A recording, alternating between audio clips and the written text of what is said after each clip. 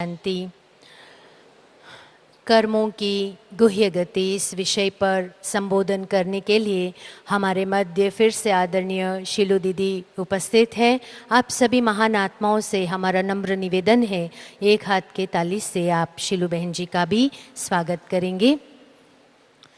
कर्मों की गुह्य गति इस विषय को लेकर आज अनेक लोगों की आस्था दुविधाजनक है। एक और बच्चों को प्रेरित करते हैं कि वे अनुशासन में चलें, अच्छे से पढ़ाई करें, बहुत सारी बातें सिखाते भी हैं, और दूसरी ओर कह देते हैं आजकल अच्छाई का ज़माना कहाँ है, ऐसे को तैसे। तो बहुत सारे विषयों पर दुविधाजनक आस्था होने के कारण श्रेष्ठ कर्म करने की प्रेरणा नहीं मिल पाती है। जब जीवन में अनायास ही कुछ प्राप्त हो जाता है तो उन्हें लेकर कोई प्रश्न नहीं उठता है मनुष्य के मन में। जब कुछ अनायास ही कुछ ऐसा हो जाता है, कुछ लॉस हो जाता है, तो मन में कई सारे प्रश्न उठ जाते हैं। मेरे साथ ही ऐसा क्यों, मेरा ही जीवन ऐसा क्यों है, तनाव में आ जाते हैं, भय में आ जाते हैं। तो ऐसे में राजयोग के द्वारा कैसे श्रेष्ठ कर्म करने की प्रेरणा हम प्राप्त कर सकते हैं। श्रेष्ठ कर्म किसे कहा जाता है? जो स्वयं परमात्मा ने कर्मों की गुह्य गति समझाई है। आज हम सुनेंगे आदरणीय शीलू दीदी से। कहा जाता है जैसा कर्म हम करेंगे वैसा फल हमें मिलेगा। जैसा कर्म हम करते जाएंगे उसी अनुसार हमारा जीवन बनता जाएगा। इसलिए कर्मों पर हमें बिल्कुल बहुत ध्यान देना है। कैसे ध्यान देना है, इन सारे विषयों पर आज हम इस सत्र में आदरणीय शीलू दीदी के द्वारा सुनेंगे। अब मैं अनुरोध करती हूँ आदरणीय शीलू दीदी से, कर्मों की गुह्य गति इस विषय पर प्रकाश डालें। आदरणीय शीलू बहन जी। ओम शांति।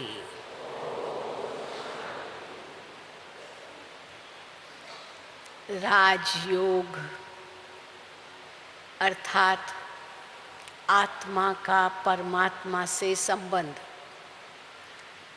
तो राजयोग में जितना आत्मा का महत्व है अथवा योगी का महत्व है, साधक का महत्व है, उतना ही परमात्मा जो योगेश्वर है उसका भी महत्व है।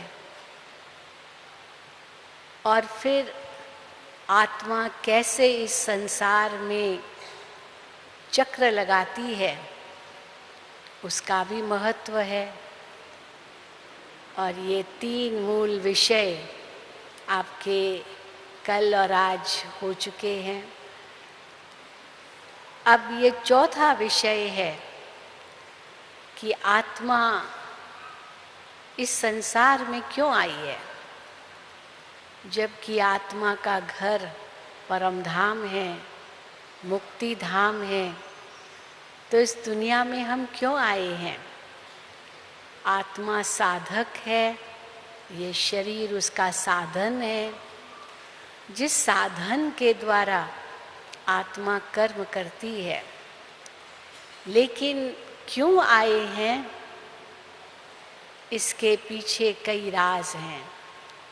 यह संसार एक रंगमंच है और इस रंगमंच पर हम आत्माएं एक्टर्स हैं।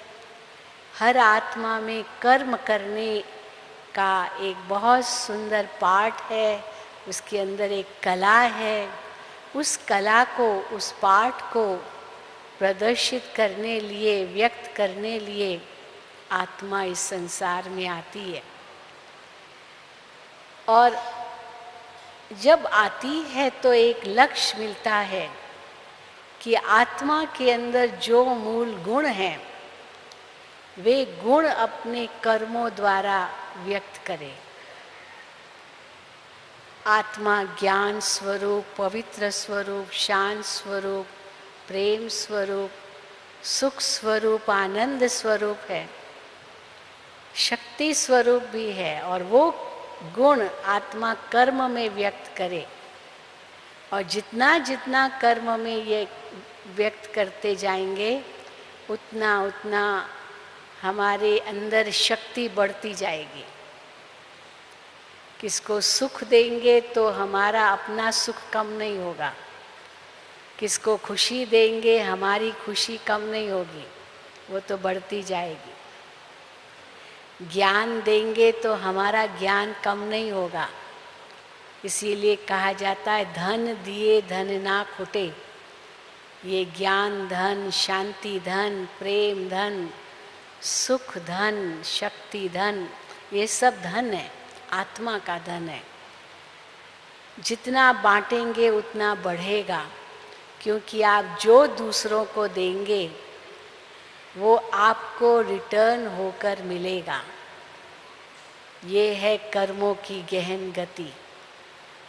जो आप दूसरों को देंगे वही आपको मिलेगा। अगर आप किसी को दुख देंगे तो दुख ही रिटर्न में मिलेगा, सुख देंगे तो सुख रिटर्न में मिलेगा।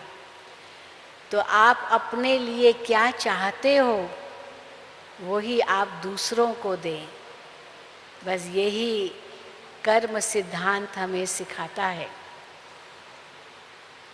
तो कर्म क्या चीज़ है? अगर हम ये प्रश्न जब पूछते हैं तो कर्म की व्याख्या क्या है, कर्म की परिभाषा क्या है?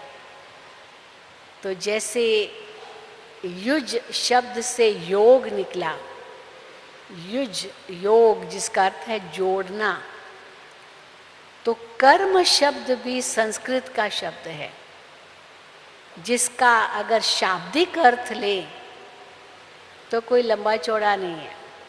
कर्म माना कोई भी प्रकार की क्रिया।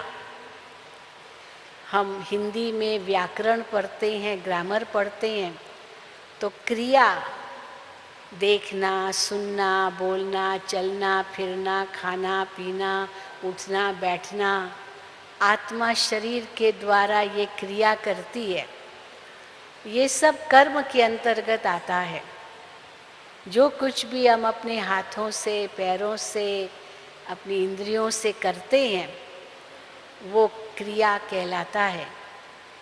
और वो क्रिया कहो, कार्य कहो, कृति कहो, ये कर्म के अंतर्गत आता है। लेकिन जब इस कर्म शब्द का व्यापक, बेहद बड़ा रूप, बड़ा इसका परिचय लेते हैं तो कर्म केवल क्रिया ही नहीं है, लेकिन साथ साथ उसकी प्रतिक्रिया भी है। ये भी कर्म शब्द के अंतर्गत आता है। जैसी क्रिया वैसी प्रतिक्रिया। इसीलिए अगर किसी में प्रतिक्रिया ठीक नहीं है तो हम यही कहेंगे क्या करें, मेरे कर्म ऐसे हैं। तो क्रिया और प्रतिक्रिया ये दोनों कर्म के अंतर्गत आते हैं। अब अगर साधारण रूप से देखते हैं तो क्रिया और प्रतिक्रिया की जहाँ बात आती है तो न्यूटन जो विज्ञान के बहुत बड़े साइंटिस्ट होके गए हैं, फादर ऑफ साइंस न्यूटन को मानते हैं। उन्होंने एक बहुत बड़ा तथ्य दिया कि हर क्रिया की समान और बराबर प्रतिक्रिया होती है। हर क्रिया की समान और बराबर प्रतिक्रिया होती है। For every action there is an equal and opposite reaction. और एक मिसाल दिया जाता है कि जैसे 5 गेंद अगर इकट्ठे हैं एक ही डंडे पर, और आप एक गेंद पकड़ करके अपने तरफ लेते हो और जितनी शक्ति से आप उस गेंद को और गेंदों पर वापस फेंकते हो, उतनी ही शक्ति से जो अंतिम गेंद है वो बाहर जाकर वापस उसी शक्ति से आता है। ये है क्रिया और प्रतिक्रिया बराबर भी है और समान भी है। लेकिन कर्म की गति समझना इतना सहज नहीं है कि हर बार वो समान भी हो और बराबर भी हो, ये नहीं है। इसीलिए कई कहते हैं कि अगर ये नहीं है तो क्या है कर्म की गति। इसीलिए कई प्रकार के मन में प्रश्न उत्पन्न होते हैं कि मैं तो इसके साथ कितनी भलाई करता हूँ, लेकिन वो मेरे से बुराई क्यों करता है। मैं तो इसको सुख देता हूँ, वो मुझे इतना दुख क्यों दे रहा है। मैं इतना ईमानदार हूँ इसके साथ, ये मेरे साथ इतनी बेईमानी क्यों करता है। मेरा इन पर कितना विश्वास है, लेकिन ये मेरे प्रति वो विश्वासघात करता है। तो ये मैं ये करता हूँ, ये ऐसे क्यों करता है। क्योंकि कर्म की गति में यही है कि क्रिया और प्रतिक्रिया समान होनी चाहिए। लेकिन जब हम परिणाम कुछ अलग देखते हैं, तब मन में प्रश्न उठते हैं, ऐसा क्यों। वास्तव में कर्म सिद्धांत के अंदर ये सारी बातें भी आती है कि जरूरी नहीं है कि हमने जो दिया वो ही उसी रूप में ही वापस आएगा, क्योंकि कर्म और फल के बीच में बहुत बड़ा अंतराल भी है। अब उस अंतराल को भी समझना होगा। वहाँ तो तुरंत प्रतिक्रिया मिली, लेकिन कर्म और फल के बीच में तुरंत फल मिले ये जरूरी नहीं है। बहुत समय के बाद भी फल मिलता है, और उतना ही मिले ये भी जरूरी नहीं है। उस रूप में ही मिले उतना भी ये भी जरूरी नहीं है। इसलिए मनुष्य इन बातों को समझ नहीं पाते हैं। तब उनके मन में प्रश्न उठता है कि क्या भगवान की दुनिया में कुछ अन्याय दिखाई देता है। फिर दूसरी ओर कहावत भी है कि ईश्वर की दुनिया में देर है, लेकिन क्या नहीं है, अंधेर नहीं है। तो अंधेर नहीं है, देर भले है, क्योंकि हर बीज कोई उसी समय फल देता है ऐसी बात नहीं है। अपना अपना उनका समय होता है। तो इसी को समझना माना कर्म सिद्धांत को समझना, क्योंकि कर्म अर्थात कारण और परिणाम का सिद्धांत। परिणाम उतना ही वैसा ही उसी रूप में उसी समय ये नहीं होता है। कारण है तो परिणाम जरूर होगा। ये हो नहीं सकता कि कारण है और परिणाम नहीं है। ये हो नहीं सकता कि परिणाम है पर कारण नहीं है। कारण जरूर होगा। बिना कारण के परिणाम नहीं, बिना परिणाम के कारण नहीं। और इसी से जुड़ा हुआ है भूत, वर्तमान और भविष्य। आज जो मेरा वर्तमान है ये ऐसे ही नहीं बना है। कितने वर्षों की तपस्या है, इतना त्याग है, इतनी सेवा की भावना है। क्या नहीं किया होगा जीवन में, और उसी का परिणाम है जो आज आपके सामने हम दिल से ये बातें कह सकते हैं। जरूर। इसीलिए कारण और परिणाम के सिद्धांत को समझना माना कर्म को समझना। पर ये जरूर है कि हम दूसरों को जो देते हैं वही हमारे पास लौट कर आता है, और इसलिए हमें वही मिलता है जो हम दूसरों को देते हैं। इसमें कोई शक नहीं, इसमें कोई दो मत नहीं।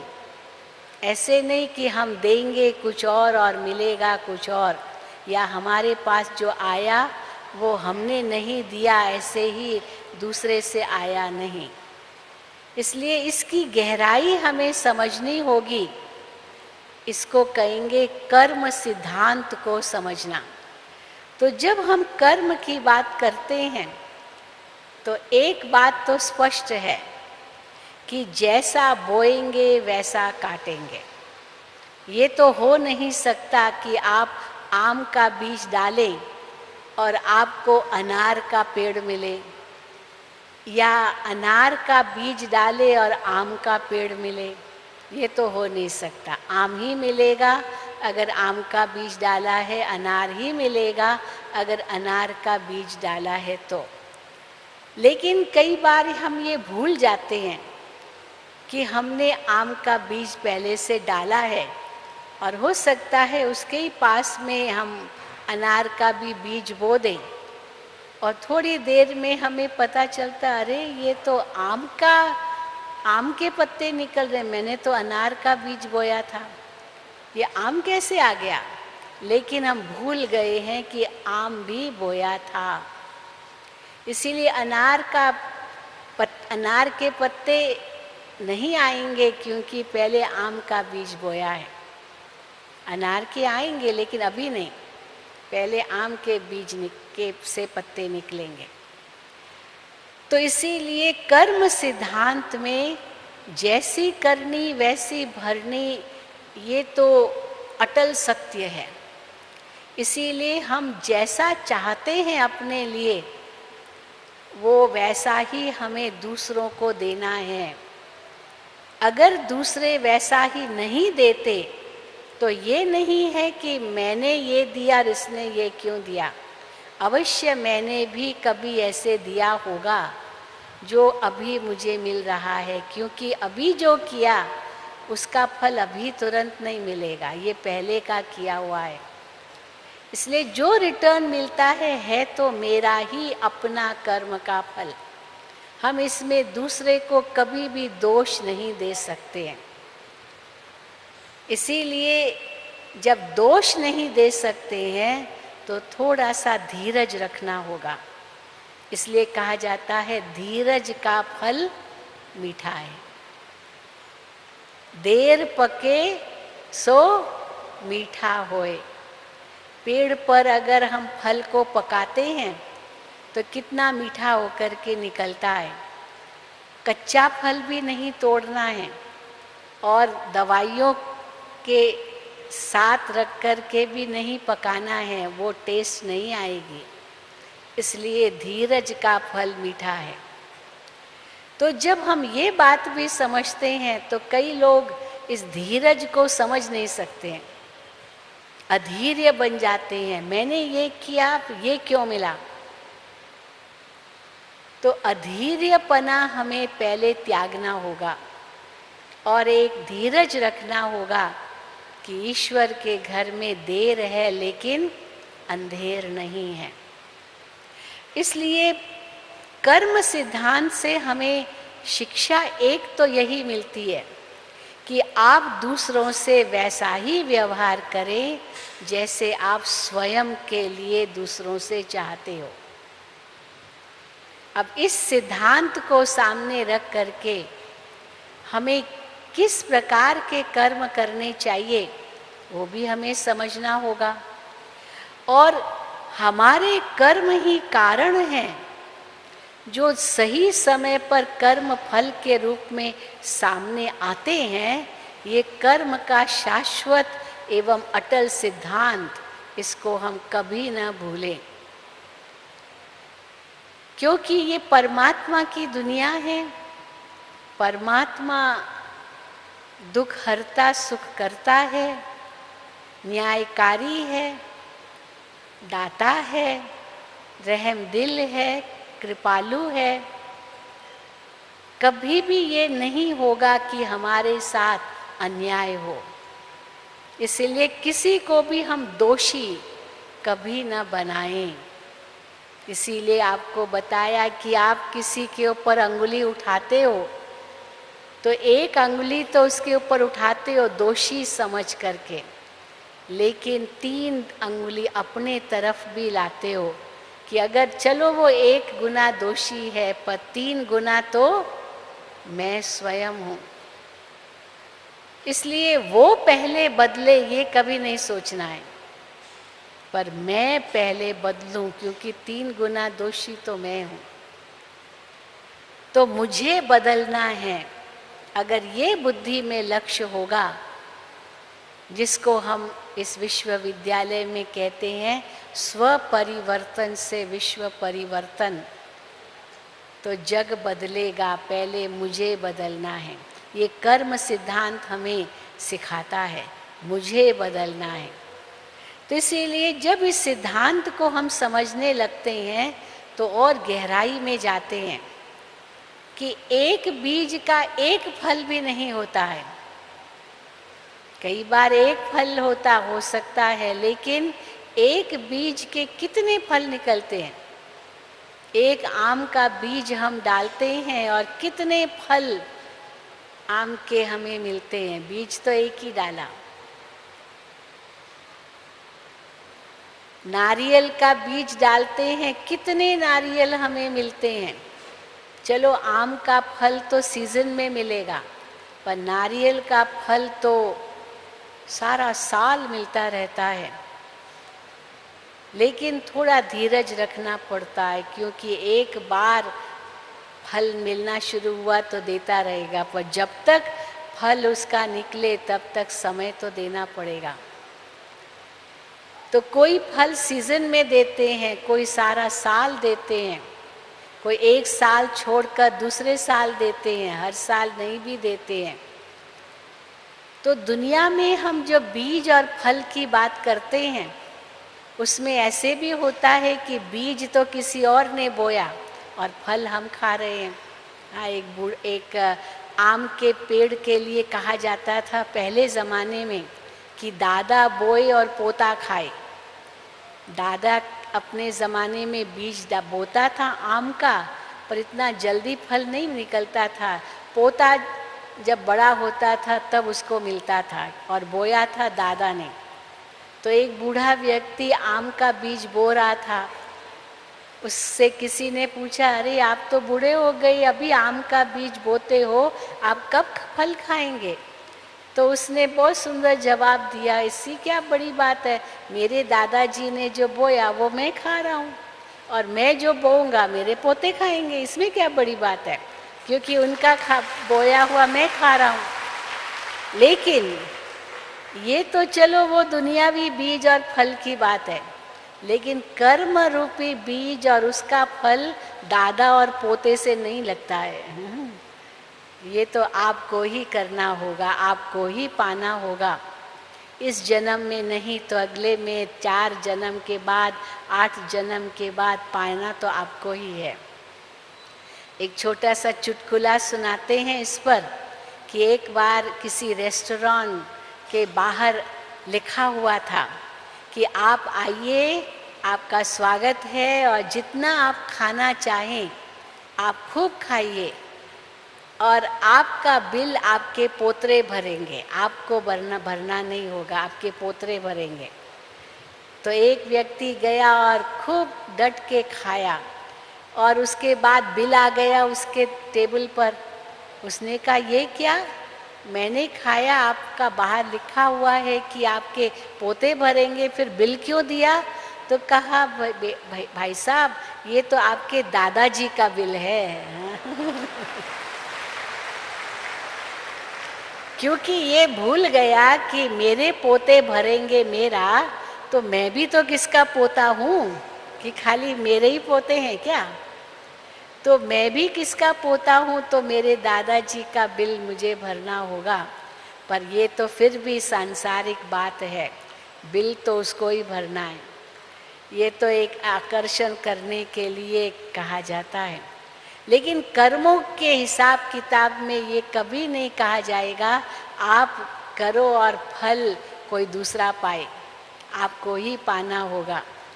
इसीलिए 3 प्रकार के सिद्धांत है कर्म के अंतर्गत। एक है जैसा बीज वैसा फल, उसी समय बोया उसी समय पाया।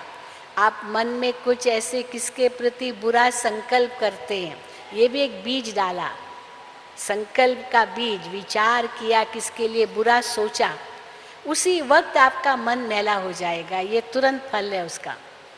आपका मन खाएगा, अरे मैंने उसके लिए ऐसे क्यों सोच लिया, मुझे नहीं सोचना है। अब फल मिल गया, अंदर में बुरा लगा, वो खत्म हो गया। सोचा, कर्म अंदर संकल्प किया और उसका रिटर्न उसी वक्त पाया। किस रूप में? अंदर मन में घृणा आई, मुझे ऐसे नहीं करके सोचना चाहिए। जैसे आप अंगुली उठाते हो तो तो हवा में लकीर खींचते हो, लकीर तो खींच गई लेकिन आपको पता भी नहीं चला, क्योंकि हवा तो दिखाई नहीं देती। लेकिन कर्म का फल तो हुआ ना, लकीर खींची पर 1 सेकंड में मिट भी गई। लेकिन कई बार ऐसे होता है कि संकल्प से थोड़ा आगे बढ़ते हैं, मुख तक भी आ जाता है, क्योंकि जो मन में सोचते हैं वो कई बार मुख पर तो आता है ज़रूर। तो अंदर मन में सोचा कि ये तो मर जाए तो अच्छा है, मान लो, फिर मन में आया नहीं नहीं नहीं मुझे ऐसे नहीं सोचना चाहिए, लेकिन अंदर ही अंदर बार बार आता रहता है, तो एक दिन तो मुख से निकल ही जाएगा, चल मर जा। अब मर जा कह दिया तो उसको तो कितना दुख होगा, कितना दुख होगा, उसके दिल को दुखाया हमने, और वो कभी भूलेगा नहीं कि इसने मुझे कहा था मर जा। फिर आप कितना भी कहो नहीं नहीं मेरा मतलब ये नहीं था, मेरा भाव ये नहीं था, हाँ मुझे माफ़ कर दो अगर ये मुख से निकल गया, हाँ मेरी अंदर में कोई ऐसी मंशा नहीं है, मुझे माफ़ कर दो, चलो माफ़ हो गया। लेकिन समय, श्वास, शक्ति थोड़ी व्यर्थ तो गई ना, ये बातचीत करने में या अपने आप को समझाने में, कोई मिसअंडरस्टैंडिंग क्लियर हो गई, चलो थोड़ा समय लगा। तो ये ऐसे हुआ जैसे हमने हवा के बजाय मैंने पानी पर लकीर खींची, तो कुछ देर के लिए वो लकीर रही, फिर मिट गई। हवा में तो पता ही नहीं चला, मन में सोचा वो, फिर उसको समझ लिया, भूल गए, तो आपको ही पता, तो और तो किसको पता ही नहीं। पर पानी पर खींचा तो वो तो फिर कुछ देर दिखाई देगा। परंतु अगर आपने एक नोकीली चीज़ लेकर पत्थर पर लकीर खींची तो वो तो कितने समय तक लकीर चलती रहेगी, जो आप जब भी सालों साल वो देखेंगे वो लकीर तो खींची हुई है। कई अपने नाम लिखते हैं पत्थरों पर और हर साल देखने जाते हैं कि मेरा नाम अभी तक है या नहीं उस पत्थर पर, तो कितने सालों तक वो नाम रहता है। तो इसको कहते हैं पत्थर पर लकीर, यानी इतना गहरा दाग लगा जो वो दाग अमिट हो जाता है और जन्म जन्म तक चल सकता है। कैसे?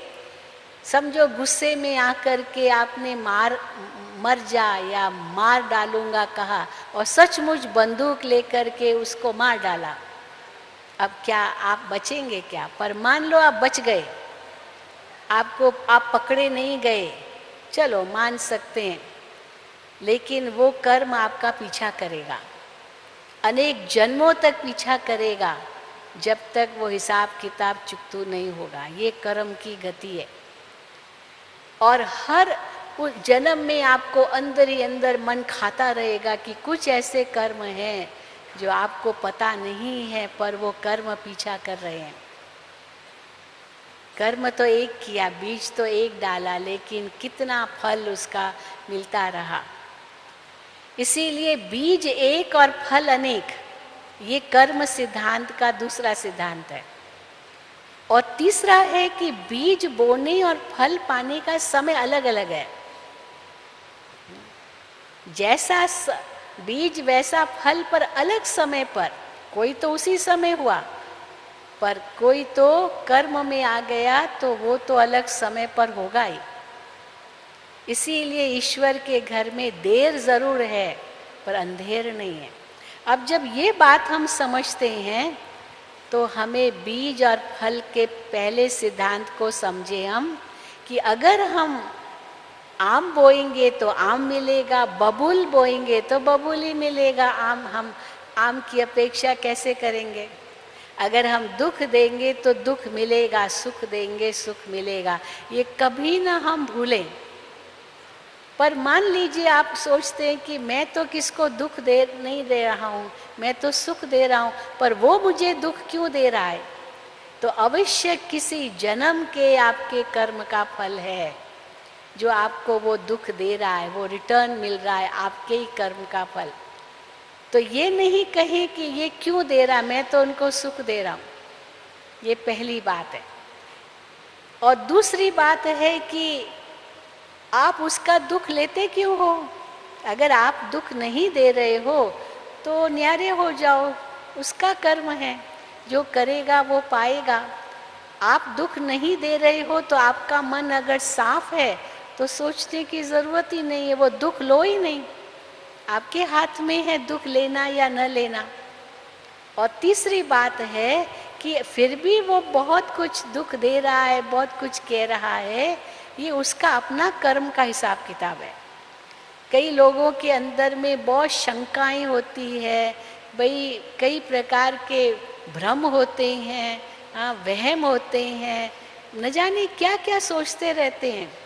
तो ये उनकी अपनी आदत है, शक करना, वहम करना, शंकाएं करते रहना, अंदर ही अंदर नेगेटिव सोचते रहना, ये उसका अपना हिसाब किताब है। तो ऐसी आत्मा पर तो आपको दया करनी चाहिए। ऐसे नहीं कि ये क्यों ऐसे मेरे लिए कहता है जब मेरे अंदर ऐसे नहीं है, ये उसका अपना कर्म का हिसाब किताब है। वो खुद ही दुखी हो रहा है अपने कर्म से, इसलिए वो दुखी खुद हो रहा है, कर्म उसका है। और आपका दिल साफ है तो कहा जाता, हाँ, अगर आपका मन साफ है तो आपके अंदर गंगा बहती, आप क्यों चिंता करते हो अगर आपका दिल साफ है तो, है ना। क्या कहावत है उसके लिए, मन चंगा तो कठौती में गंगा।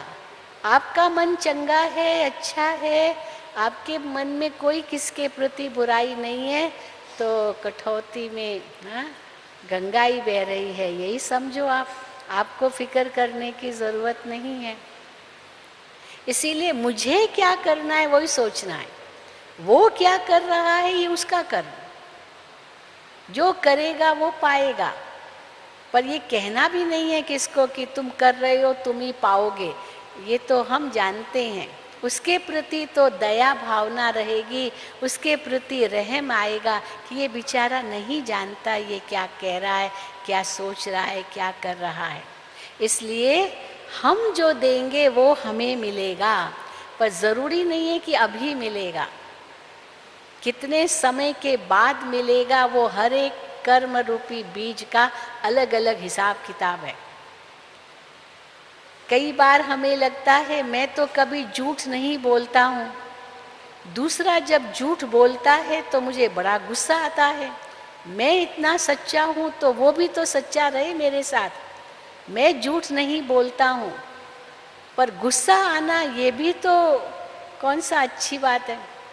झूठ वो बोल रहा है मान लो, पर गुस्सा तो हमको आ रहा है।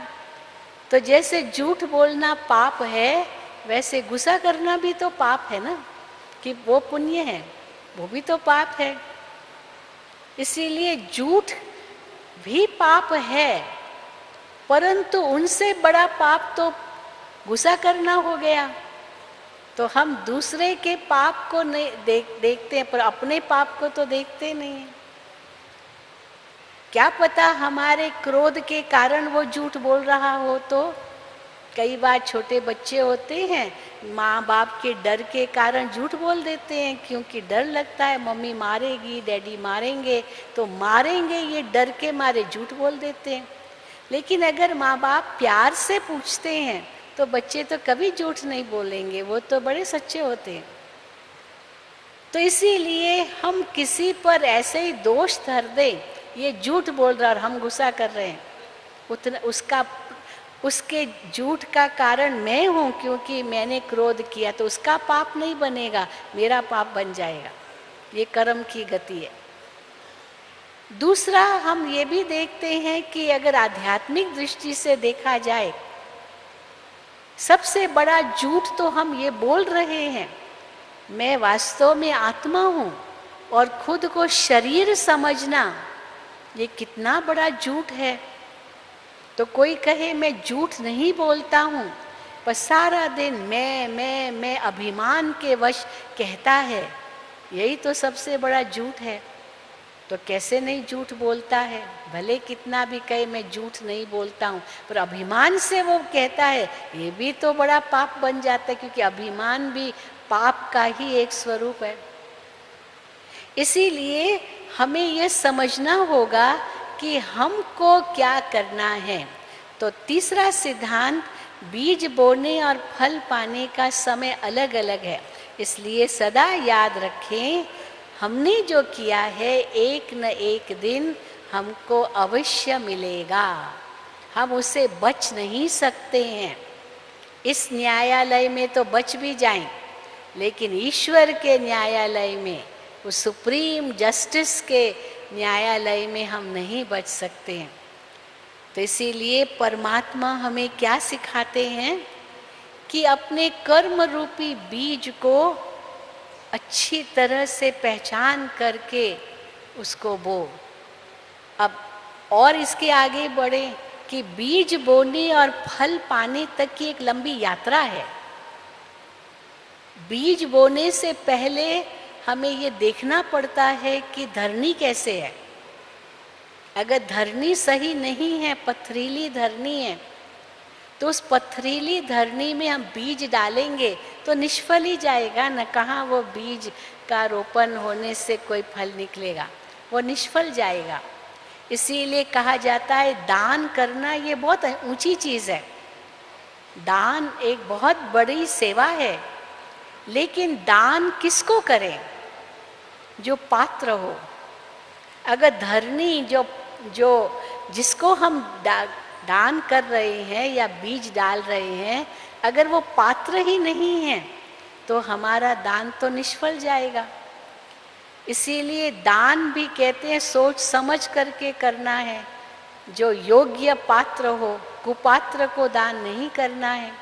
अब ये भी तो ज्ञान चाहिए कि कुपात्र कौन है, सुपात्र कौन है। इसीलिए कर्मों की गति बड़ी गहरी है। और चलो अगर सुपात्र भी हो, हमने दान किया, बहुत अच्छा कर्म किया, तो बीज डाला क्योंकि वो योग्य है, सुपात्र है, उसको उसमें बीज डाला, फिर उसको सींचना भी होता है।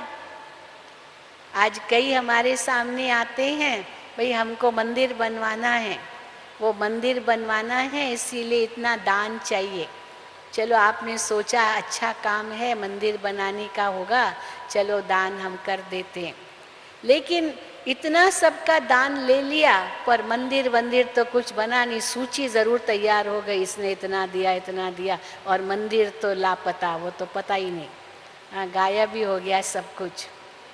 तो दान तो निष्फल गया, न भी किस खाते में गया कौन जाने। इसीलिए बड़ा मुश्किल होता है कि हम दान भी करें तो किसको करें, कि कौन योग्य होगा। चलो दान करने के बाद फिर हमें ये भी अभिमान ना आए कि मैंने किया।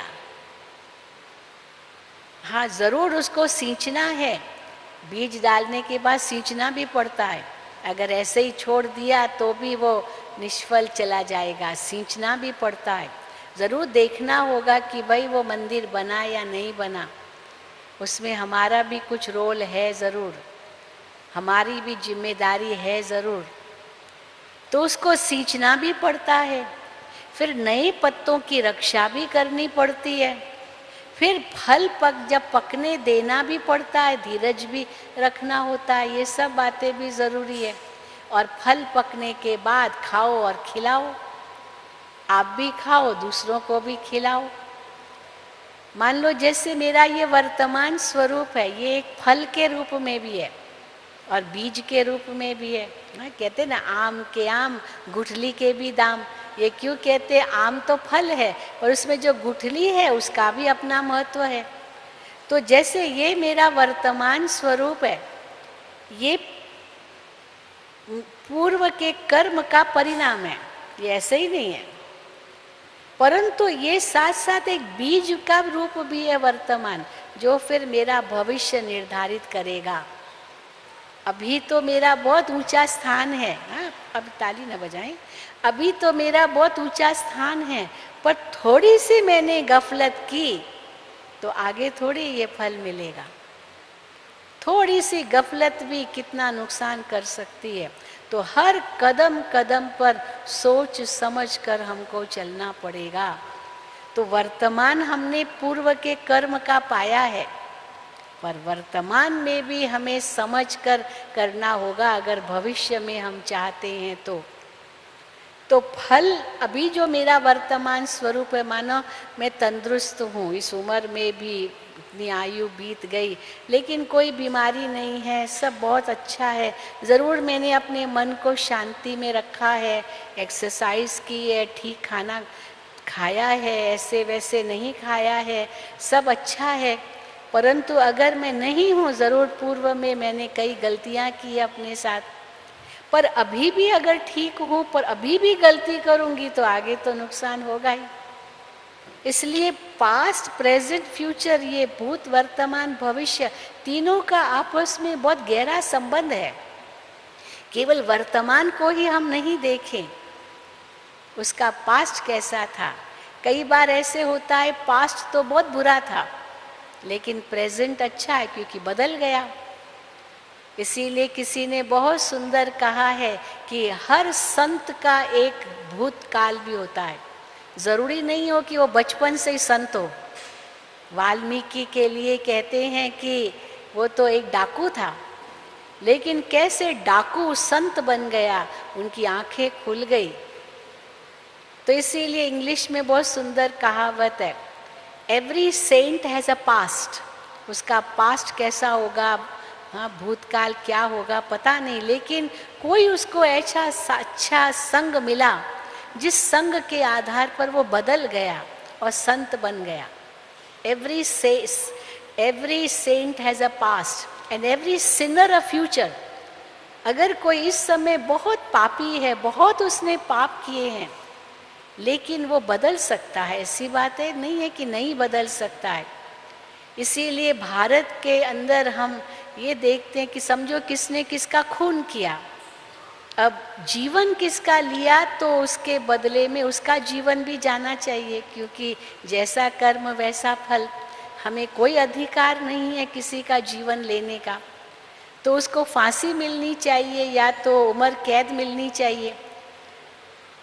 तो इस पर भी कितना बड़ा मानो एक आर्ग्यूमेंट है कि फांसी होनी चाहिए या नहीं, ये सज़ा होनी चाहिए या नहीं, या उम्र कैद ही सज़ा हो।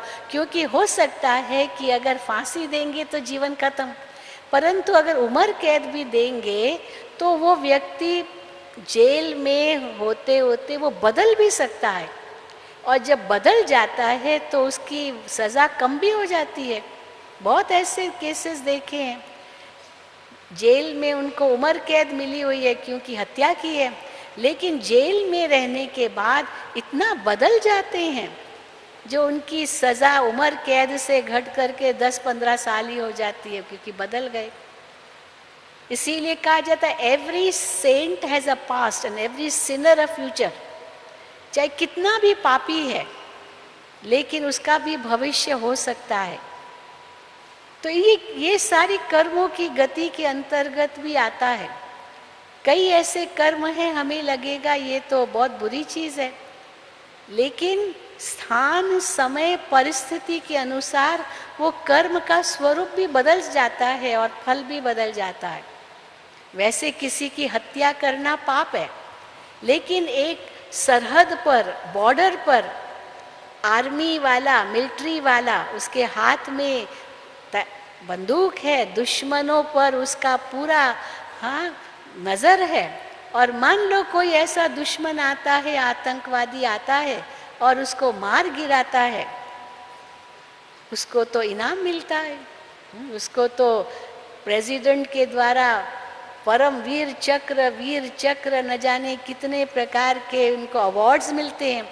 अब उसने कर्म तो हत्या करने का ही किया था, लेकिन देश की रक्षा के खातिर, जो 125 करोड़ आबादी भारत की, उसकी रक्षा का सवाल था, और उस रक्षा के खातिर अगर उसने एक आतंकवादी की हत्या की तो उसको कोई फांसी थोड़ी मिलेगी, उस आर्मी वाले को, उसको तो अवार्ड मिलेगा, क्योंकि स्थान, परिस्थिति, इनके कारण वो कर्म का फल बदल जाता है।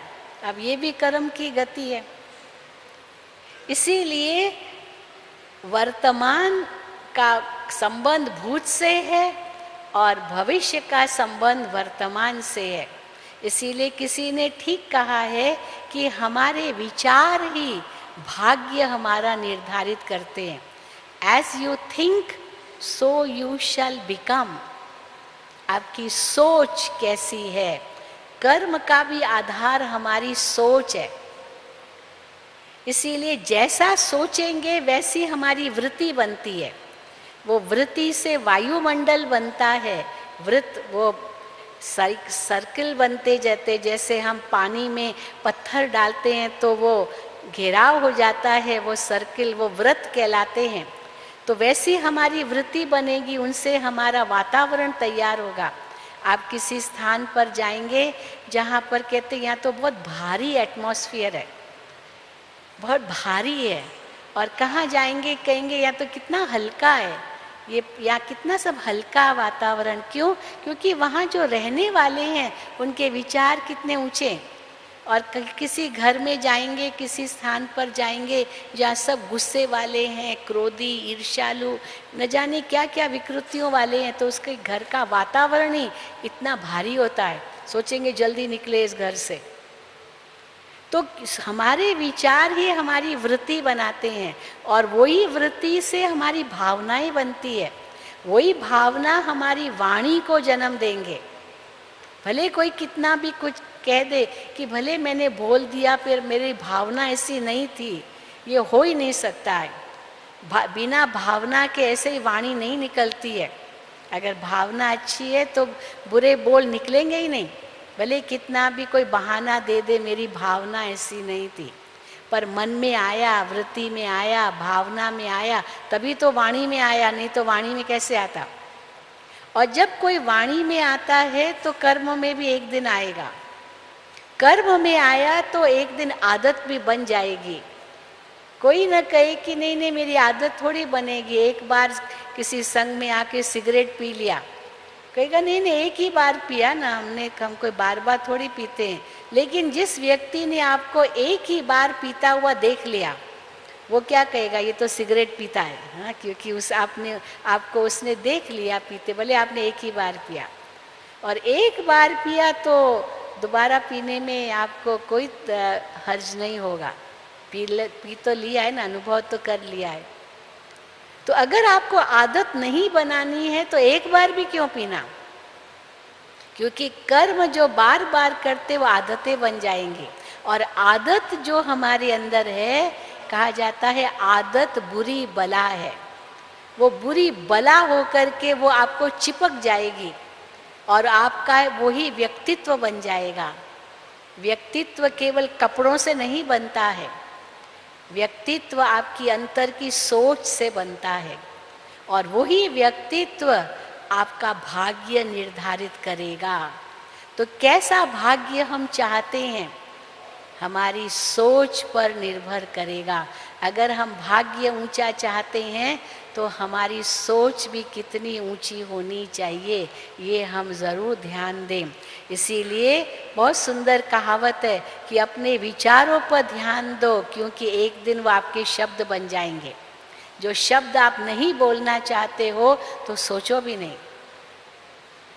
जो बोल आप बोलेंगे फिर वो कर्म में भी आएंगे। जो कर्म आपको नहीं करने हैं तो बोलो भी नहीं, और जो आप करेंगे वो आदत बन जाएंगी। तो जो आदत आप नहीं चाहते हो वो करो भी नहीं। जैसा व्यक्तित्व आप चाहते हो वैसा ही करो, क्योंकि वही कर्म आपका व्यक्तित्व बनाएगा, आपकी आदतें बनाएगा, और वही व्यक्तित्व आपका भाग्य निर्धारित करेगा। तो कैसा भाग्य आप चाहते हैं वो आपके हाथ में है।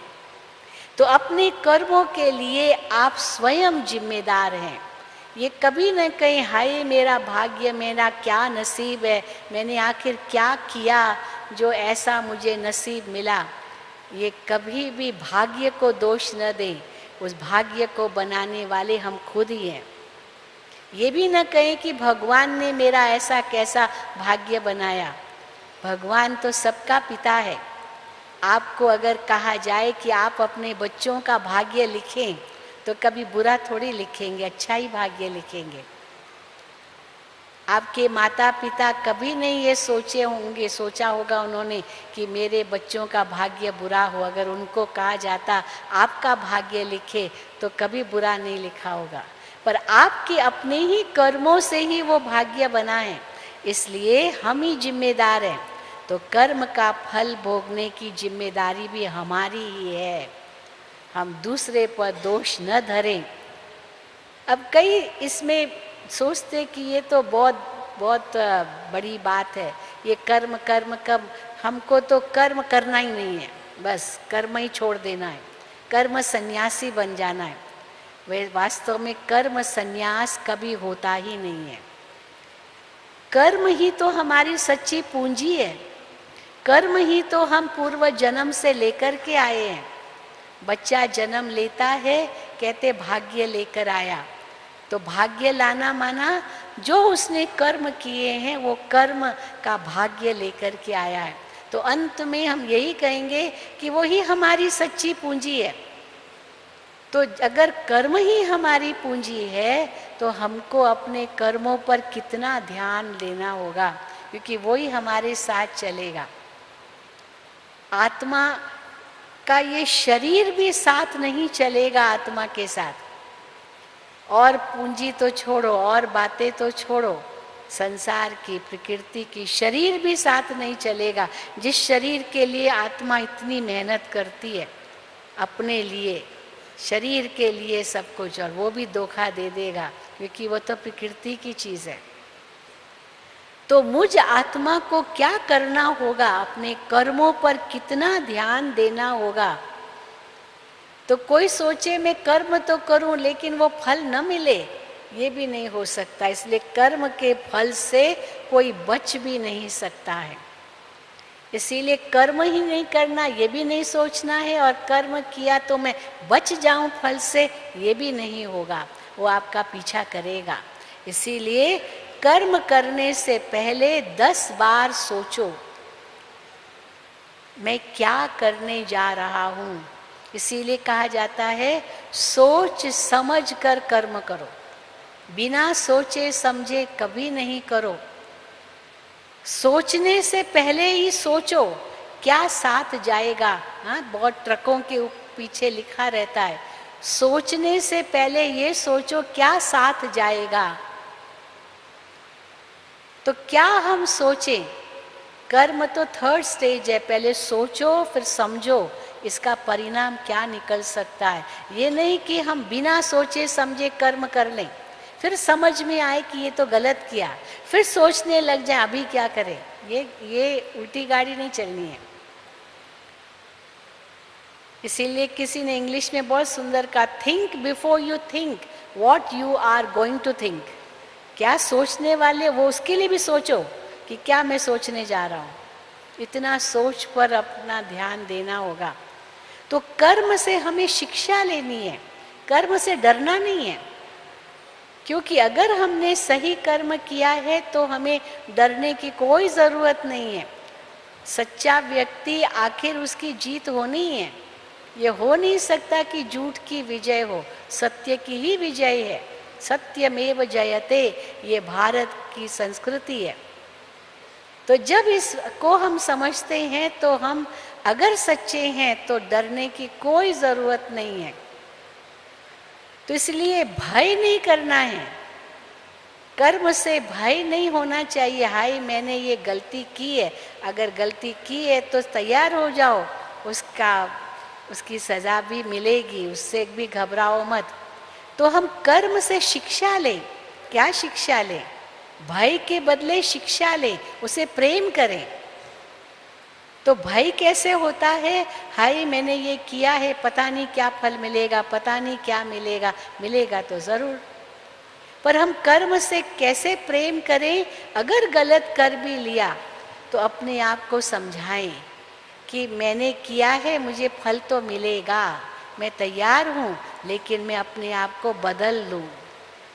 तो ये है कर्म से प्रेम करना, कि खुद को बदल लेना, क्योंकि वो कर्म का फल आपका पीछा करेगा जब तक आप बदल नहीं जाते हो। ये भी है, पीछा करेगा। इसलिए क्यों ना पहले से ही बदल ले, अपने आप को बदल दे।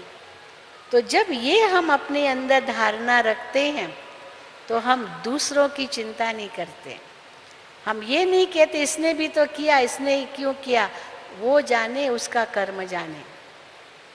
तो दूसरे आपसे कैसा व्यवहार करते हैं ये उनका कर्म है। किसने मुझे 2 गाली दी, चलो कर्म उसने किया, और फिर मैंने 4 दे दी, तो आप कहेंगे उसने मुझे 2 गाली क्यों दी, मैंने इसीलिए 4 दी। अब उसने 2 गाली दी, अपना मुंह खराब किया, आप क्यों 4 गाली दे रहे हो? और अगर आपने 4 गाली दी, इसका मतलब वो जो 2 गाली उसने दी, वो 2 गाली आपने स्वीकार की, तभी तो 4 दी। अगर वो 2 स्वीकार ही नहीं करते तो 4 देने की जरूरत ही नहीं है। हाँ? है क्या? मान लो किसी ने मुझे कहा तुम मूर्ख हो, छोटा सा मिसाल, तो मूर्ख हो, तो मूर्ख हो। अब मुझे गुस्सा आया, तुम मुझे मूर्ख कहते हो, अच्छा मैं दिखाता हूँ, तुम महामूर्ख हो, नहले पर दहला। तुमने नहला फेंका, मैंने दहला फेंका, आपको जीता मैंने, आपको 4 गाली दी। अच्छा मैंने 4 दी, वो 8 देगा, वो अपना मुंह क्यों बंद करेगा? भारत में फ्रीडम ऑफ स्पीच है, हर एक किसके लिए क्या क्या बोलता रहता है, किसका मुंह आप बंद करेंगे? किसी का भी मुंह नहीं बंद कर सकते हैं, फ्रीडम ऑफ स्पीच है। जब तक आपने कर्म में नहीं लाया, फ्रीडम ऑफ स्पीच है। चलो उसमें भी कोई ऐसे बोलता है तो उसके ऊपर मानहानि का केस कर सकते हैं, अभी केस लड़ते रहो। परंतु मान लीजिए मैंने 4 का, उसने 8 का, मैंने 16 का, उसने 32 का, परिणाम क्या होगा? और बात अगर पूछो, कोई बीच में पड़े कि आखिर बात क्या थी, बात तो कुछ भी नहीं थी। इसीलिए कहा जाता है खोदा पहाड़ और निकला चूहा, वो भी मरा हुआ। ऐसी हालत कई बार होती है। हमारे दुनिया में जितने भी झगड़े होते हैं ना, घरों में भी झगड़े होते हैं, या झगड़े जितने होते हैं आपसी झगड़े, उनका 50% जो कारण होता है ना, हमारे शब्द, हमारे शब्द। तुमने ऐसे क्यों कहा, फिर तुमने ऐसे क्यों कहा, तुमने भी तो कहा, बस झगड़ा चालू हो गया, बात तो कुछ भी नहीं होती है। चलो किसी ने मुझे कुछ कहा, मैं समझ जाऊं ना कि चलो मेरी एक कमी हो सकती है, इसीलिए किसी ने बहुत सुंदर कहा, निंदक नेरे राखिए। निंदक को सदा अपने साथ रखो। आपका जो क्रिटिक है वो आपका वेलविशर है, वो आप चाहता है कि आप अच्छे बनो। अब ये आपको कल बताया गया, तो क्या सचमुच हम ऐसे कर सकते हैं कि उसने मेरी ग्लानि की और मैंने उसको समझ लिया कि हाँ बरोबर मेरी गलती है, मैं बदल जाता हूँ, खत्म हो गई बात।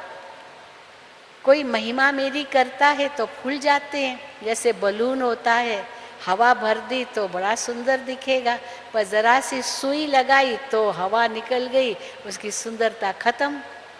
तो किसी ने महिमा की तो हम फूल गए, और ग्लानि की तो मुरझा गए।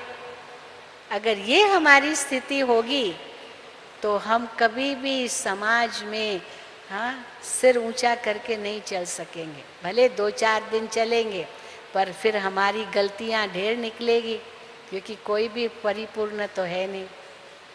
इसीलिए आप उनसे कैसा व्यवहार करते हैं ये आपका कर्म बन जाता है। तो कर्म की गहन गति की समझ क्या है, हमें अपने जीवन की जिम्मेवारी लेने की शक्ति प्रदान करता है। और हम दूसरों को दोष देने की बजाय हर परिस्थिति का सामना सहज कर सकते हैं, क्योंकि हम कहेंगे ठीक है मैं माफ़ी मांग लूँगा, चलो बात खत्म। दादी जी हमारी हमेशा यही कहती थी, हारमनी, ये इंग्लिश शब्द है हारमनी, समरसता। लेकिन अगर इसको तोड़े शब्द हार मानी झगड़ा टूटा, बात खत्म। हार मान ली, झगड़ा टूट गया, बात खत्म। एक ने कहा, दूसरे ने माना, दोनों ज्ञानी आत्मज्ञानी हो गए। ये कितनी ऊंची धारणा है हम सबकी, लेकिन मनुष्य को अपमान लगता है। क्यों? क्योंकि अभिमान है।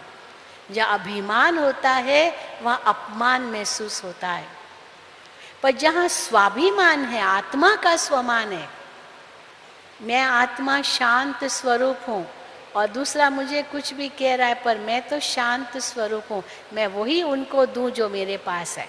अब इसको हम कहते हैं कर्म की गति को समझना। तो कर्म का संन्यास भी नहीं करना है। दुनिया छोड़ के कहाँ जाएंगे, जंगल अभी बचे ही कहाँ जहाँ जा कर के आप तपस्या करेंगे। घर में ही रहना है, घर गृहस्थ में ही रहना है, लेकिन कमल फूल समान रहना है। इसीलिए कर्म का संन्यास नहीं करना, सिर्फ कर्मों को श्रेष्ठ बनाना है। तो कैसे बनाएंगे कर्मों को श्रेष्ठ? 4 प्रकार की वृत्तियां हैं। इन चारों प्रकार की वृत्तियों को समझना है, क्योंकि उसी अनुसार कर्म होंगे हमारे। एक वृत्ति है मेरा सो मेरा तेरा भी मेरा, ये दानवी वृत्ति है। अपनी चीज तो नहीं देगा, लेकिन दूसरे की चीज पर भी दृष्टि जाएगी, इनका कैसे मैं लूं। ये दानवी वृत्ति है, राक्षसी वृत्ति है। मेरा तो मेरा तेरा भी मेरा, तेरा सो मेरा मेरे हाथ न लगा। आज परिवारों में हम ये देखते हैं, भाई भाई के बीच में इतने झगड़े क्यों होते हैं। अपना तो हिस्सा मिला, लेकिन मेरे भाई को क्यों मिला, वो भी मुझे मिलना चाहिए। तो मेरा तेरा भी मेरा, ये दानवी वृत्ति ये पाप आत्मा बनाती है। फिर दूसरी है मानवी वृत्ति। चलो बाप ने दोनों बेटों को बांट के दिया और बीच में दीवार खड़ी कर दी, ये तुम्हारा हिस्सा, ये तुम्हारा हिस्सा।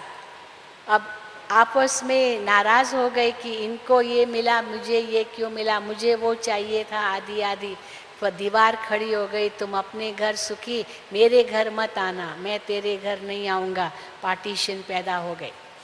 भाई भाई या एक दो के चलो भले दुश्मन न बने, लेकिन मित्र भी नहीं बने। तेरा सो तेरा, मेरा सो मेरा, मैं अपना नहीं दूंगा, तुम्हारा मुझे नहीं चाहिए। ये भी कहाँ प्यार है, ये तो साधारण इंसान की स्थिति है। लेकिन दैवी वृत्ति क्या होगी? दैवी वृत्ति है मेरा और तेरा क्या, ये हम सब का। प्यार प्रेम से चलो, मैं क्या लाया दुनिया में, आप क्या लाए, हाँ ये सब यहीं रह जाना है। इसीलिए प्यार प्रेम से चलो, ये दैवी वृत्ति, ये देवता दाता का स्वरूप, बड़ा दिल। और उनसे भी ऊंची वृत्ति है योगी की वृत्ति। तेरा मेरा तो छोड़ो, मेरा और तेरा कुछ भी नहीं, ये सब भगवान का है, ईश्वर का है। ये बहुत ऊंची धारणा है। कई लोग हम लोगों को कहते हैं कि आप लोग इतनी बहनें यहाँ रहती हो, कभी आपस में लड़ती नहीं हो क्या? आपस में लड़ती नहीं हो, ऐसे प्रश्न करते हैं। तो हम कहते हैं देखो, अगर लड़ाई होती भी है ना, कुछ झगड़ा होता है मान लो, उसका मूल कारण ही होता है तेरा मेरा, सच पूछो तो। लेकिन भगवान ने हमको ऐसी शिक्षा दी है कि मेरा कुछ है ही नहीं, ये शरीर भी मेरा नहीं है, ये भगवान का है, ये मन धन तन धन सब उसका है। तो जब मेरा नहीं है तो फिर मेरा कहाँ से आए जो झगड़ा हो? पहली बात तो ये। दूसरा है कि पहले मुझे बदलना है, ये हर एक के अंदर कूट कूट के भरा जाता है, मुझे बदलना है, मुझे बदलना है। जो ओटे सो अर्जुन, ऐसे कहा जाता है। तो मुझे बदलना है, मुझे पहले अपना परिवर्तन करना। जब ये संकल्प मन में आता है तो चलो झगड़ा होगा क्यों। और तीसरा कारण ये भी है जो झगड़ा न हो उसके लिए है कि ये जो भी कार्य यहाँ हो रहा है ये सब ईश्वर का कार्य है, और हर कार्य एक महान कार्य है। चाहे कोई भाषण करे या बर्तन मांजे, वो भी ईश्वर का ही कार्य है। आप देखेंगे गुरुद्वारों में जाते हैं बड़े बड़े लोग, कितने धनवान लोग, बड़े बड़े बिजनेसमैन गुरुद्वारों में जा कर के पानी देते हैं, ग्लास में पानी भर के सबको देते हैं। हाँ, अब ये भी बहुत बड़ी सेवा समझते हैं। कार सेवा करते हैं, सरोवर की सेवा करते हैं। ये सेवा क्यों करते? घर में तो अपना पानी का ग्लास भी खुद नहीं भर के पिएंगे, नौकर होते हैं, और गुरुद्वारों में जा कर के इतनी सेवा करते हैं। समझते ये ईश्वर की सेवा है, ये सतगुरु की सेवा है। मंदिरों में जाके कितनी सेवा करते हैं, क्योंकि भगवान का कार्य है। कोई नीच नहीं हो जाता है अगर कुछ सफाई भी की या कुछ हमने झाड़ू पोछा भी किया, क्या बड़ी बात है। भगवान का कार्य है तो बहुत ईश्वर हमें फायदा देता है, क्योंकि ईश्वर का कार्य है। तो इसीलिए यहाँ हर कार्य एक महान कार्य है, क्योंकि ईश्वर का कार्य है। तो जब ये समझते तो झगड़ा क्यों होगा? न तू मैं न तेरा मेरा, कुछ नहीं होगा। इसीलिए जब ये वृत्ति बन जाती है, उससे हमारे कर्म भी बदल जाते हैं। तो 4 प्रकार के कर्म हैं। एक है पाप कर्म, दूसरा है पुण्य कर्म, तीसरा है श्रेष्ठ कर्म और चौथा है अकर्म। हम द्वापुर कलयुग में केवल पाप और पुण्य कर्म को जानते हैं, पर श्रेष्ठ कर्म और अकर्म इनको भी समझना होगा। पाप की परिभाषा क्या है, पुण्य की परिभाषा क्या है, श्रेष्ठ कर्मों की क्या परिभाषा, अकर्म क्या है, हम थोड़ा उसको देखेंगे। कोई भी कर्म अगर देह अभिमान के वश होता है, मैं और मेरा, इसके आधार पर होता है, वो पाप के खाते में जाता है, क्योंकि नकारात्मक विचारों के वश होकर के वो कर्म होता है। इसीलिए किसी ने बहुत सुंदर कहा है, हाँ, कि दया धर्म का मूल है, पाप मूल अभिमान। पाप का मूल अभिमान है, और ये अभिमानवश जब हम मैं कहते हैं तो ये पाप का पहला दरवाजा है। फिर मोहवश मेरा कहते हैं, ये पाप का दूसरा दरवाजा है। तो अभिमान, मोह, लोभ, क्रोध, काम वासना, ये काम, क्रोध, लोभ, अहंकार, ईर्ष्या, द्वेष, ये सारी जो विकृतियां हैं, ये सब पाप के द्वार हैं। और जितना जितना ये जो वृत्तियां, आसुरी वृत्तियां हैं, इनके आधार पर हमारे कर्म होते हैं, उतना पाप का खाता बढ़ता जाता है। और उसका परिणाम हम देख रहे हैं, तन के रोग, मन की अशांति, धन की खींचातानी। धन भी सुख नहीं दे रहा है, भले धन कितना भी है। संबंधों में अनबन, ये सब कर्मों का ही परिणाम है, पाप कर्मों का परिणाम। तो कई लोग जो कुछ गलत कर्म करते हैं तो समझते थोड़ा मैं पुण्य कर दूं तो मेरा पाप कम हो जाएगा। तो पुण्य कर्म करते हैं, अन्नदान, वस्त्रदान, भूदान, रक्तदान, धन दान, दान करते हैं। चलो कोई संस्थाओं में दान करते हैं, ये अच्छी बात है। लेकिन दान का महत्व भी समझना होगा कि पात्र योग्य हो तब दान करें। और दूसरा, दान करने समय ये अभिमान न आए कि मैंने दान किया। इसीलिए बहुत सुंदर कहावतें हैं, नेकी कर दरिया में डाल। दायां हाथ आपका दान करे तो बाएं हाथ को पता नहीं चलना चाहिए कि दाएं ने दान किया। इतना गुप्त दान का महत्व है। अगर गुप्त दान होगा तो पुण्य बहुत बनता है। इसीलिए कहा कि कर्मणे वाधिकारस्ते मां फलेषु कदाचनम। कर्म अच्छे करो, लेकिन फल की चिंता मत करो, फल ईश्वर पर छोड़ दो। नेकी कर दरिया में डाल, ये कहावतें कोई ऐसे ही नहीं बनी है।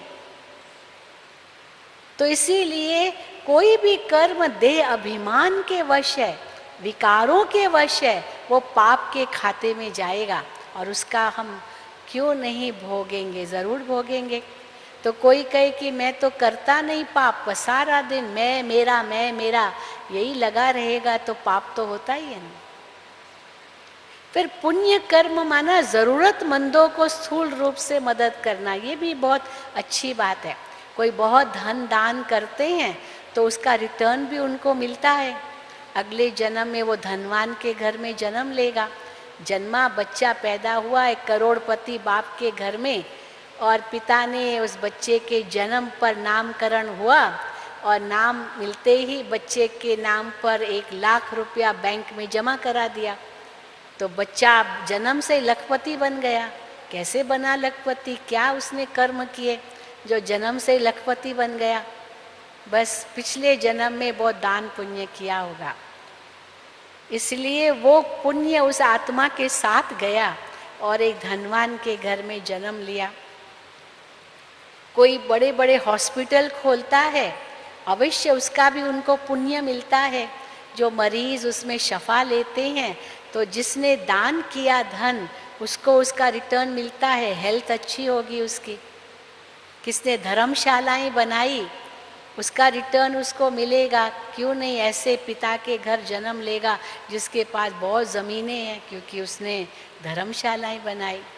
किसने स्कूल बंधवाए, उसका भी पुण्य मिलता है। क्यों नहीं मिलेगा? उसकी बुद्धि बहुत अच्छी होगी, क्योंकि स्कूल बनवाया, उसमें कितने बच्चे आके पढ़े होंगे और उसका पुण्य उस आत्मा को मिलेगा।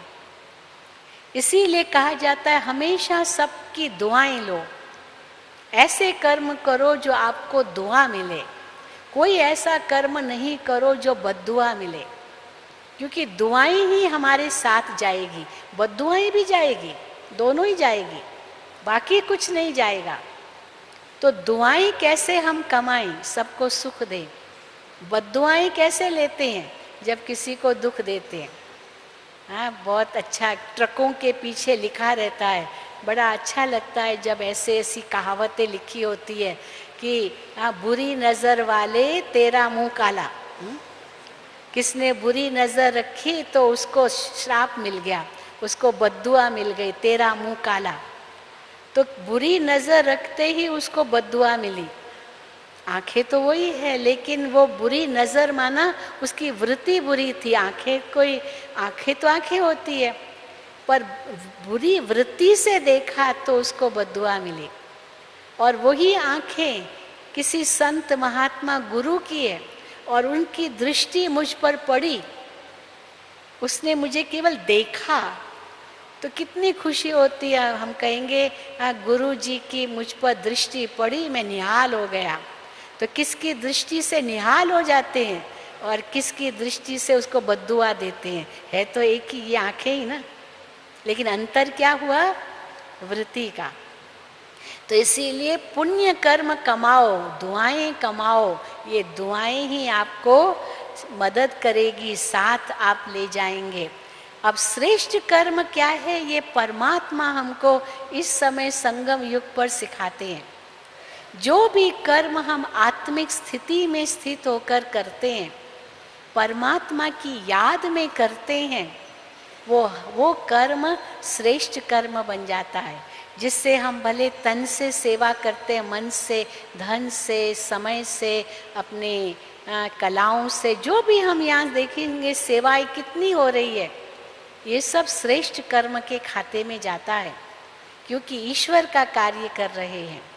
और इन श्रेष्ठ कर्मों का फल बहुत ऊंचा है। हमको ये फल अभी नहीं चाहिए। ऐसे नहीं मैंने 1-2 घंटा 1.5 घंटा भाषण किया तो हर एक मेरे को 100 रुपया दो, ये हमको रिटर्न नहीं चाहिए। अगर आप मुझे देंगे भी ना, हम लेंगे नहीं लेंगे। हम कहेंगे बाबा की भंडारी में डालो, हमको नहीं चाहिए। हम भी तो बाबा के घर का ही खाते हैं, वो हमें खिलाता है, वो ही हमें खिलाता है। आप भी उनको दो तो आपका भाग्य बनेगा। आपसी लेन देन नहीं चाहिए। ये नहीं मैंने भाषण किया तो 100 रुपया आपने दिया ना, या मैंने उसके लिए चेक ले लिया, भाई मैंने भाषण किया। गवर्नमेंट में या कंपनीज में ऐसे होता है, भाषण करने गए तो हमको चेक मिल जाता है कि आपने इतना भाषण किया, रिटर्न तो उसी समय मिल गया। लेकिन हम कहते हैं परमात्मा इस समय हमसे वो श्रेष्ठ कर्म कराते हैं जिससे हमारा भाग्य इतना ऊंचा बनता है, इतना ऊंचा बनता है, जो हम 2 युग तक इनका भाग्य खाते रहेंगे। ये हमें इतना ऊंचा भाग्य दिला रहा है। हम मानव से देव बन जाएंगे, नर नारायण बन जाएगा, नारी लक्ष्मी बन जाएगी। इतनी दादी जी is on time, she will be here in 5 minutes. तो इसीलिए हम ऐसे कर्म अपने जीवन में करें। तो श्रेष्ठ कर्मों को हम जीवन में लाएं ताकि हमारा इतना ऊंचा फल भी मिले। तो इसलिए अभी फल नहीं खाना है, अभी कच्चा फल नहीं खाना है। हाँ, आपसे कोई धन लेने के लिए हम आपकी सेवा नहीं कर रहे हैं, लेकिन जो हमने जीवन में पाया वो हम बांटना चाहते हैं, क्योंकि ये भगवान की ये सेवा है, इसलिए करते हैं। जब ये हमारी ऊंची धारणा बन जाती है तो फल कितना ऊंचा होगा। लेकिन इसका आधार क्या है? इसका आधार है चरित्र रूपी धरनी हो, इसका आधार है श्रेष्ठ कर्मों का बीज हो, संयम नियम रूपी खाद हो, अच्छे संस्कार रूपी वातावरण हो, ये सब जरूरत है। और फिर जो हम फल खाते हैं, आप भी खाइए हमारे साथ, सब मिल करके खाएंगे और मानव देव बन जाएगा, ये संसार बदल कर स्वर्ग बन जाएगा। यही परमात्मा हमें शिक्षा दे रहे हैं। तो अभी कौन सा समय चल रहा है?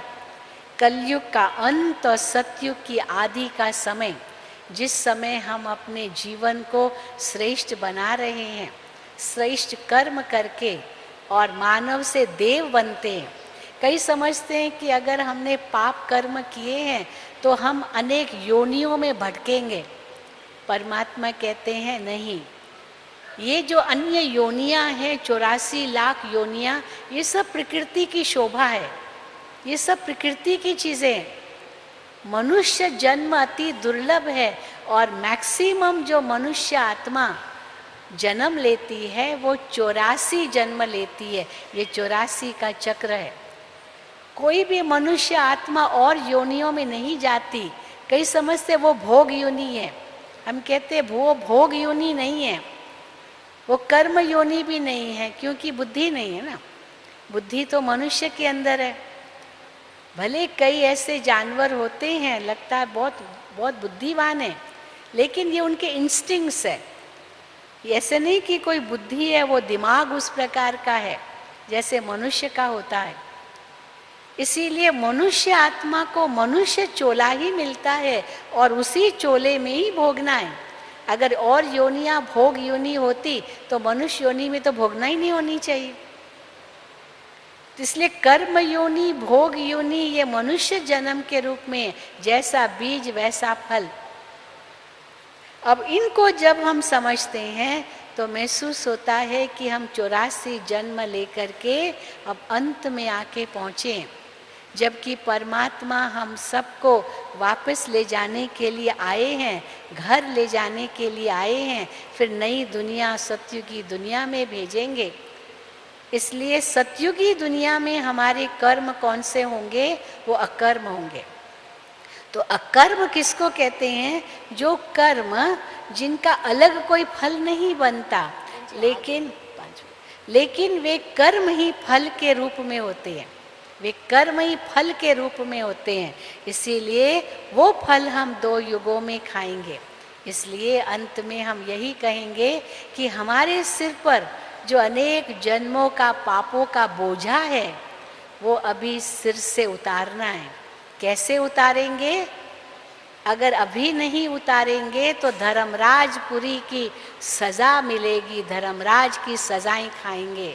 उसकी बजाय हम अभी ही खत्म करें। और कैसे करेंगे खत्म?